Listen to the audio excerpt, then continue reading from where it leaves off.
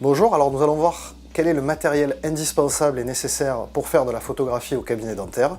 Alors il est ici, c'est un appareil photo de type réflexe, un objectif macro sur lequel on va pouvoir mettre un flash.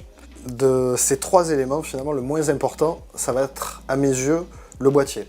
Donc le boîtier, il existe deux types de boîtiers, il va y avoir des boîtiers plein format qui coûtent très cher, qui sont très qualitatifs, mais qui sont beaucoup trop sophistiqués pour l'utilisation qu'on va avoir au cabinet dentaire. Ici, on va utiliser plutôt un boîtier de type APS-C, qui sont beaucoup moins chers, qu'on peut trouver aussi d'occasion. L'objectif macro que nous allons utiliser doit être un objectif qu'on va appeler à focale fixe.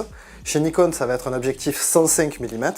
Chez Canon, ça va être un objectif 100 mm. Il en existe aussi des objectifs compatibles dans ces deux marques, chez la marque Sigma par exemple. C'est ça qui va faire la différence au niveau de la qualité des photos. À mettre un petit peu d'argent, je conseillerais de prendre un objectif, si vous êtes sur un boîtier Nikon, prendre l'objectif Nikon, ou chez Canon, un objectif Canon. Et enfin le flash, on peut utiliser un flash annulaire, donc ça serait un cercle autour de l'objectif avec une lumière donc circulaire.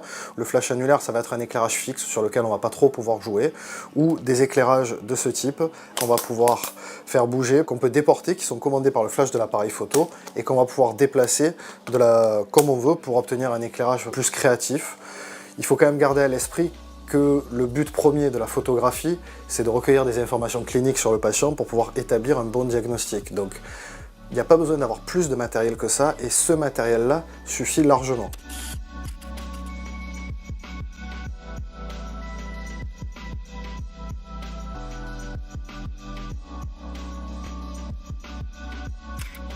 Pour ceux qui n'auraient pas envie ou qui ne seraient pas encore équipés d'un appareil photo réflexe, d'un objectif macro et d'un flash, on va pouvoir utiliser des smartphones, une tablette. La seule précaution à prendre sera d'utiliser un dispositif spécial d'éclairage, car le flash des appareils photo n'est pas fait pour éclairer les dents.